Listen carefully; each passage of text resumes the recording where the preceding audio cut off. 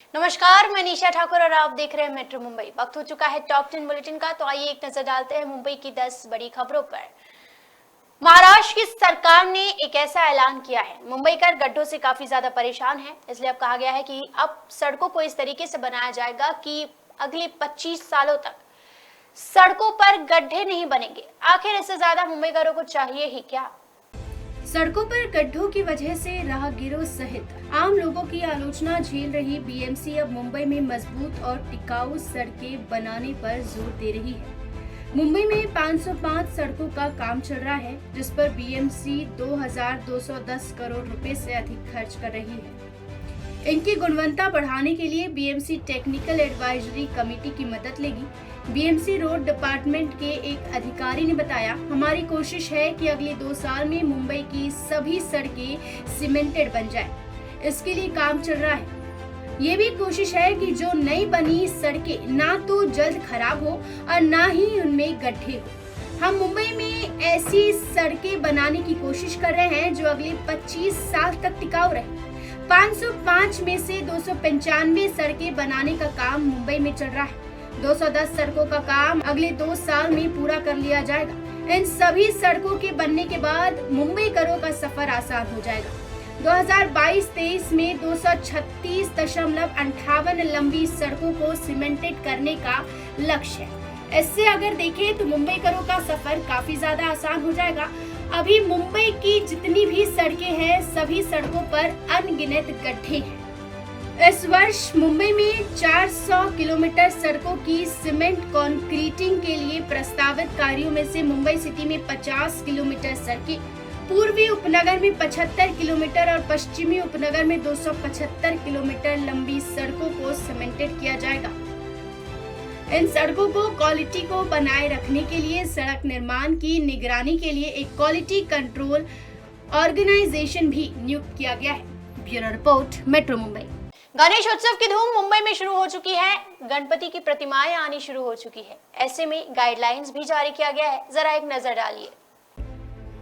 Corona प्रतिबंधों की वजह से 2 साल बाद मुंबई में गणेश चतुर्थी पूरे जोरों शोरों के साथ मनाई जाएगी। गणेश चतुर्थी के त्योहार की तैयारियां भी शुरू हो चुकी है। इन सब के बीच बीएमसी ने कई गाइडलाइंस जारी किए हैं। दरअसल बीएमसी ने सभी गणेश मंडलों के लिए नियमों की घोषणा कर दी है, जिनका पालन करना अनिवार्य होगा। इस वर्ष गणेश उत्सव के दौरान मूर्तियों की ऊंचाई पर कोई प्रतिबंध नहीं है, लेकिन मंडपों की ऊंचाई सीमित की गई है। इसके तहत मंडप 30 फीट से ज्यादा ऊंचा नहीं बनाया जा सकता है। यदि 25 फीट से अधिक ऊंचा मंडप है तो मंडप की गारंटी मंडप द्वारा दी जाएगी तथा मंडप को उसके लिए उत्तरदायी ठहराया जाएगा। अगर नए मंडप या 2019 से पहले के मंडप की माप में कोई बदलाव होता है तो पुलिस को प्रमाण पत्र के लिए अनुवर्ती कार्रवाई करनी होगी। गौरतलब है कि मुंबई में कोरोना वायरस के नियंत्रण में होने के कारण इस साल गणेश उत्सव बड़े उत्साह के साथ मनाया जाने वाला है। अगले 10 दिनों में बप्पा पहुंचेंगे और बप्पा के स्वागत के लिए गणेश भक्तों का उत्साह चरम पर पहुंच गया है। कई बड़ी बड़ी गणेश प्रतिमाएं आनी भी शुरू हो चुकी है। मार्च 2020 में कोरोना की वजह से त्योहार को नियमों के दायरे में मनाया जाना था, लेकिन इस साल जैसे जैसे कोरोना का खतरा कम हुआ है, मुंबई में भी उत्सव का माहौल जोर पकड़ रहा है। लेकिन इसके लिए नगर पालिका द्वारा निर्धारित नियमों का कड़ाई से पालन करना होगा। दरअसल नगर पालिका ने स्पष्ट किया है कि नगर पालिका के लाइसेंस विभाग के माध्यम से सार्वजनिक गणेश उत्सव मंडल में निषिद्ध विज्ञापन लगाने वाले बोर्डों के खिलाफ कार्रवाई की जाएगी। मंडप क्षेत्र में नगर पालिका द्वारा तैयार जनोपयोगी वॉलपेपर कपड़े के पैनल को प्रदर्शित किया जाएगा। वहीं शहर में malaria, lepto, dengue, swine flu का खतरा बढ़ गया है। ऐसे में मंडप क्षेत्र को साफ रखने की जिम्मेदारी बोर्ड की होगी। Bureau report, metro Mumbai.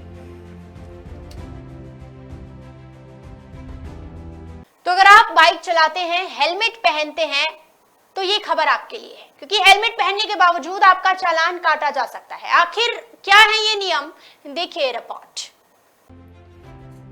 भारतीय सड़कों पर 2 पहिया वाहनों को चलाते समय हेलमेट पहनना अनिवार्य है। बिना हेलमेट के सवारी करना यातायात के नियमों का उल्लंघन करना है और इसके लिए भारी जुर्माना भी देना पड़ सकता है। हालांकि नए ट्रैफिक नियमों के मुताबिक हेलमेट पहनने पर भी 2000 रुपए का चालान काटा जा सकता है। आइए जानते हैं इस नियम को बनाने की आखिर क्या जरूरत पड़ी। मोटर वाहन अधिनियम के अनुसार यदि आप 2 पहिया वाहन चलाते समय हेलमेट को पहनने के बाद उसकी स्ट्रिप लॉक नहीं करते हैं तो आपको 2000 रुपए तक का चालान भरना पड़ेगा। ये नियम लोगों की सुरक्षा को देखते हुए बनाया गया है। कई बार देखा गया है कि लोग पुलिस से बचने के लिए हेलमेट तो पहन लेते हैं, लेकिन उसका स्ट्रिप लॉक करना ही भूल जाते हैं। अब यातायात पुलिस इस चीज पर बारीकी से ध्यान देगी। मोटर व्हीकल एक्ट 194D के अनुसार अगर आप बिना हेलमेट के पकड़े जाते हैं तो आपको 1000 रुपए का जुर्माना देना होगा। वहीं बिना BIS के हेलमेट पहनने पर आपको 1000 रुपए तक का चालान का सामना करना पड़ सकता है। इसलिए जब आप बिना स्ट्रिप लॉक के हेलमेट पहने हुए पाए जाते हैं तो आपको 2000 रुपए का चालान भरना पड़ सकता है। इसके अलावा नए मोटर व्हीकल एक्ट के अनुसार यदि आप वाहन को ओवरलोड करते हैं तो आपको 20,000 रुपए का भारी जुर्माना भरना पड़ सकता है। साथ ही ऐसा करने पर 2000 रुपए प्रति टन का अतिरिक्त जुर्माना देना होगा। एक नियम ये भी है कि अगर आप चप्पल पहनकर बाइक चलाते पकड़े जाते हैं तो आपको चालान का सामना करना पड़ेगा। Bureau report, metro Mumbai. तो नितिन गडकरी ने अपना एक बड़ा सपना बताया है। उन्होंने कहा कि उनका सबसे बड़ा सपना यह है कि 12 घंटे के अंदर दिल्ली से मुंबई के नरीमन पॉइंट तक का सफर खत्म हो और ये जल्द पूरा होगा। केंद्रीय मंत्री नितिन गडकरी ने दिल्ली मुंबई एक्सप्रेसवे राजमार्ग का अपडेट देते हुए बताया कि एक्सप्रेसवे का काम 70% पूरा हो चुका है। ये जानकारी उन्होंने association of consulting civil engineer द्वारा आयोजित राष्ट्रीय सम्मेलन को संबोधित करते हुए दिया। PIB के मुताबिक केंद्रीय मंत्री नितिन गडकरी ने कहा कि उन्हें उम्मीद है कि मुंबई के नरीमन पॉइंट से दिल्ली तक एक्सप्रेसवे से यात्रा करने के लिए आवश्यक समय को घटाकर केवल 12 घंटे कर दिया जाएगा। उन्होंने कहा कि मेरा सपना है कि 12 घंटे में नागरिकों को नरीमन पॉइंट से दिल्ली ले जाऊं। बता दें कि जनता मार्च 2023 के बाद दिल्ली मुंबई एक्सप्रेसवे का उपयोग कर सकेगी। हरियाणा, गुजरात, मध्य प्रदेश और महाराष्ट्र जैसे राज्यों को दिल्ली मुंबई एक्सप्रेसवे से जोड़ा जाएगा। इसके अलावा ये जयपुर, किशनगढ़, अजमेर, कोटा, चित्तौड़गढ़, उदयपुर, भोपाल, उज्जैन, इंदौर, अहमदाबाद, वडोदरा और सूरत जैसे आर्थिक केंद्रों से कनेक्टिविटी में सुधार करेगा, जिससे लाखों लोगों को आर्थिक समृद्धि मिलेगी। भारत सरकार द्वारा शुरू की गई महत्वाकांक्षी भारतमाला परियोजना इसी चरण से शुरू होगी। दिल्ली मुंबई एक्सप्रेसवे हाल के वर्षों में सड़क परिवहन और राज्य मंत्रालय द्वारा शुरू की गई सबसे महत्वपूर्ण परियोजना में से एक है। 1380 किलोमीटर लंबा दिल्ली मुंबई एक्सप्रेसवे, जिसे बनाने में 98,000 करोड़ रुपए की लागत लगी है, भारत का सबसे लंबा एक्सप्रेसवे होगा। Bureau report, metro Mumbai. तो मुंबई में एक रिक्शा चालक का गलत चालान कर गया। जी हाँ, रिक्शा चालक घर में बैठे खाना खा रहा था और ऐसे में उनके फोन पर मैसेज आता है कि 5000 का उसका ये चालान कट गया। मुंबई ट्रैफिक पुलिस द्वारा ई चालान की सुविधा शुरू होने के बाद लगातार इस मामले में कई शिकायतें भी आ रही है। कई वाहन चालकों द्वारा इस ई चालान के बारे में कई तरह की शिकायतें पहले भी मुंबई ट्रैफिक पुलिस के सामने दर्ज कराई जा चुकी है। हालांकि कई शिकायतों के बाद भी ट्रैफिक पुलिस की कार्यप्रणाली में कोई बदलाव नहीं हुआ है और अभी भी ई चालान काटने में लापरवाही बरतने के आरोप लगाए जा रहे हैं। कांदिवली के एक रिक्शा चालक ने आरोप लगाया है कि उसके पास वैध ड्राइविंग लाइसेंस होने के बाद भी गलत तरीके से उसका चालान काटा गया है। रिक्शा चालक जितेंद्र गुप्ता का कहना है कि 16 अगस्त की दोपहर 2 बजे के बाद जब वो अपनी रिक्शा खड़ा करने के बाद घर पर खाना खाने गया था, तब अचानक उसके मोबाइल पर मैसेज आया कि उसका 5000 रुपए का ई चालान काटा गया है।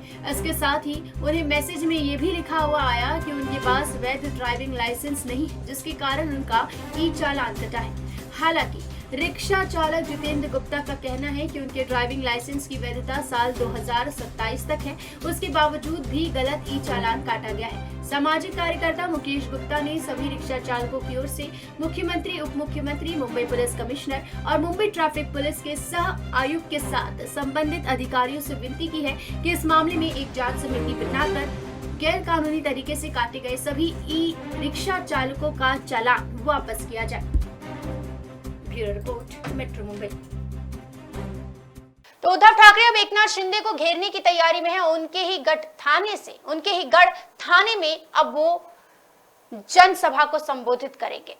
महाराष्ट्र में सियासी हलचल और भी ज्यादा तेज हो चुका है। शिवसेना प्रमुख उद्धव ठाकरे और सीएम एकनाथ शिंदे के बीच में जंग छिड़ी हुई है। उद्धव ठाकरे अब एकनाथ शिंदे के गढ़ थाने से राज्यव्यापी महाप्रबोधन यात्रा की शुरुआत करने जा रहे हैं। सीएम शिंदे का गृह क्षेत्र थाने है। रिपोर्ट के मुताबिक ठाकरे तेम्भी नाका में पहली जनसभा को संबोधित करेंगे। उद्धव ठाकरे पहले ही युवाओं और पुराने साथियों की सक्रिय भागीदारी के साथ पार्टी संगठन को फिर से पुनर्जीवित करने की योजना का ऐलान कर चुके हैं। महाराष्ट्र की राजनीति में तेम्भी नाका का काफी अहम स्थान है। ये वही जगह है जहां से सीएम एकनाथ शिंदे के राजनीतिक गुरु आनंद दीघे ने शिवसेना के विकास के लिए काम किया था। अब एकनाथ शिंदे की बगावत के बाद उद्धव ठाकरे एक बार फिर से शिवसेना को खड़ा करने के लिए तेम्भी नाका में पहली रैली को संबोधित करने जा रहे हैं। बता दें कि शिवसेना प्रमुख उद्धव ठाकरे की महाप्रबोधन यात्रा गणेश उत्सव के बाद शुरू हो सकती है। पिछले एक महीने से शिवसेना नेता आदित्य ठाकरे शिव संवाद यात्रा दौरा महाराष्ट्र के बागी चुनावी क्षेत्रों का लगातार दौरा कर रहे हैं। आदित्य ठाकरे उन चुनावी क्षेत्रों में घूम रहे हैं जहां के विधायक शिंदे खेमे से जुड़े हैं।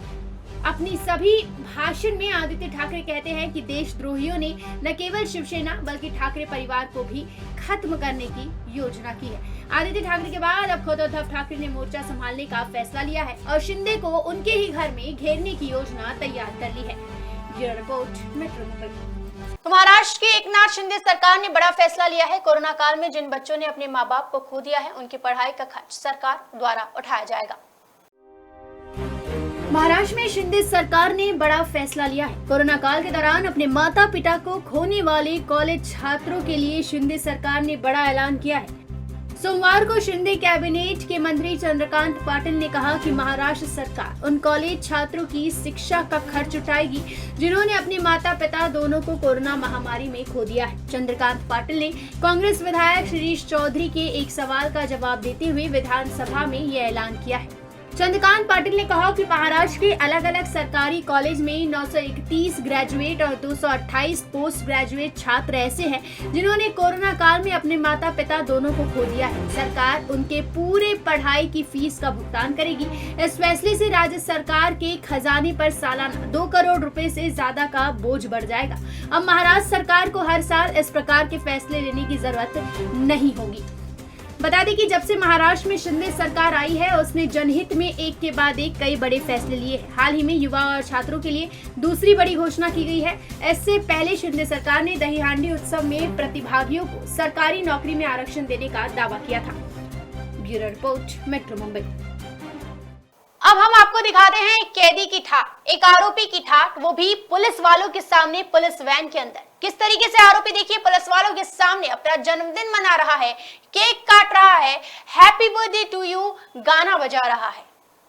महाराष्ट्र के कल्याण से एक वीडियो सामने आया है। यहाँ एक अंडर ट्रायल आरोपी पुलिस वैन में बैठकर केक काटता नजर आ रहा है। घटना कोर्ट परिसर के बाहर की है। घटना का वीडियो सोशल मीडिया पर वायरल हो गया है। मामला बढ़ता देख थाने ग्रामीण पुलिस ने मामले में जांच शुरू कर दी। कस्टडी में किसी आरोपी को कोर्ट की इजाजत के बिना बाहर का खाना नहीं दिया जा सकता। आरोपी रोशन झा उल्लासनगर में रहता है और बताया जा रहा है कि वो राजनीति से जुड़ा हुआ है। उसके खिलाफ 7 गंभीर मामले दर्ज है। इसमें 3 केस हत्या की कोशिश से जुड़े हुए हैं। पुलिस अधिकारी ने बताया कि रोशन कल्याण स्थित अधरवाड़ी जेल में बंद है। घटना शनिवार की है। थाने ग्रामीण पुलिस ने उसे कल्याण सेशन कोर्ट के सामने पेश किया था। सूत्रों ने बताया कि पुलिस वैन रोशन और दूसरे आरोपियों को कोर्ट से ले जाने वाली थी। तभी रोशन के 50 से अधिक समर्थक वहां इकट्ठा हो गए और उसके पास केक लेकर गए। बताया जा रहा है कि रोशन का जन्मदिन था और उसने पुलिस वैन में बैठे बैठे केक काटा। समर्थकों ने फोन से वीडियो और तस्वीर ली जिसे इंस्टाग्राम पर पोस्ट किया गया। एक वीडियो पे पुलिसकर्मी भी वैन के अंदर बैठा नजर आ रहा है। मेट्रो मुंबई के लिए सुनील शर्मा की रिपोर्ट। तो साउथ के सुपरस्टार विजय देवरकोंडा ने बॉयकॉट आर्मी को जवाब दिया है। उन्होंने साफ कहा कि अगर आप लोगों को मैं नहीं पसंद तो क्या हम घर बैठ जाए। विजय देवरकोंडा और अनन्या पांडे की फिल्म लाइगर पर रिलीज से पहले ही खतरा मंडराने लगा है। एक और जहां लाइगर को लेकर फैंस के बीच जबरदस्त क्रेज दिख रहा है तो वहीं कुछ लोगों ने सोशल मीडिया पर बॉयकॉट लाइगर ट्रेंड करना शुरू कर दिया है। लाइगर को लेकर चल रही बॉयकॉट ट्रेंड पर अब विजय देवरकोंडा ने चुप्पी तोड़ी है और हेटर्स को करारा जवाब दिया है। विजय देवरकोंडा ने बॉयकॉट ट्रेंड और हेटर्स के बारे में बात की। बॉयकॉट गैंग को फटकारते हुए विजय ने कहा, तो करने दो बॉयकॉट, क्या करेंगे हम तो पिक्चर बनाएंगे। जिन्हें पिक्चर देखनी है वो देखें, जिन्हें नहीं देखनी है वो टीवी या फोन पर देखेंगे। विजय देवरकोंडा का वीडियो सामने आने के बाद लोगों ने उन पर निशाना साधना शुरू कर दिया और उनकी फिल्म को लेकर #boycott_Liger ट्रेंड करने लगा। अब एक इवेंट में विजय ने अपने हेटर्स को करारा जवाब देते हुए कहा, मुझे ठीक से नहीं पता कि आखिर उनका मसला है क्या, वो चाहते क्या है। विजय ने आगे कहा, हम अपनी साइड पर ठीक है। मेरा जन्म हैदराबाद में हुआ, पूरी सर का जन्म नरसीपट्टनम में हुआ। तो क्या हमें काम नहीं करना चाहिए? क्या हमें अपनी फिल्म रिलीज नहीं करनी चाहिए? क्या हमें घर बैठ जाना चाहिए? विजय ने आगे कहा, आप सब देख ही रहे हैं कि ऑडियंस हम पर कितना प्यार बरसा रही है और मैं उस ऑडियंस के लिए मूवीज कर रहा हूँ। मुझे वो ऑडियंस चाहिए, डरने की जरूरत ही नहीं है जब तक हमारे साथ वो लोग हैं। विजय देवरकोंडा ने कहा कि जब हम सही हैं और हम अपना धर्म निभा रहे हैं तो किसी की बात सुनने की जरूरत नहीं है। हमें फाइट करनी चाहिए। मुझे कोई डर नहीं है। हमें दिल से फिल्म बनानी है। हम सभी इसी देश के हैं और हमें पता है कि हम अपने देश और यहाँ के लोगों के लिए कितना करते हैं। हम उस बैच में से हैं जो कंप्यूटर के आगे बैठकर बस ट्वीट करते हैं। हम उनमें से हैं जब कुछ होता है तो सबसे आगे खड़े हो जाते हैं। लाइगर फिल्म को ट्रोल करने वालों को तो विजय देवरकोंडा ने करारा जवाब दे दिया है। अब देखते हैं कि फिल्म रिलीज के बाद दर्शकों का कैसा रिस्पॉन्स मिलता है। Bureau report, metro Mumbai.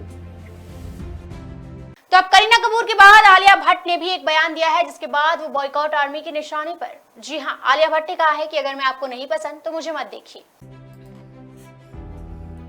Alia Bhatt का करियर इस समय जोरदार कामयाबी की कहानी लिख रहा है। 2022 में जहां बॉक्स ऑफिस पर जूझती हिंदी फिल्मों के बीच उनकी फिल्म गंगूबाई काठियावाड़ी जोरदार हिट रही, वहीं उनकी OTT रिलीज डार्लिंग्स को भी खूब पसंद किया जा रहा है और आलिया को उनकी परफॉर्मेंस के लिए जमकर तारीफें मिल रही है। इसी बीच आलिया जल्द ही अपने पति रणबीर कपूर के साथ पहली बार स्क्रीन पर नजर आने को तैयार है।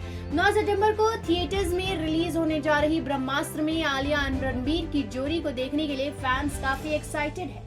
अब आलिया ने एक ऐसे मुद्दे पर खुलकर बात की है जिसने काफी समय से उन्हें परेशान किया है। 2012 में करण जौहर की फिल्म से डेब्यू करने वाली आलिया को शायद सारे स्टार किड्स में सबसे ज्यादा ट्रोल किया गया।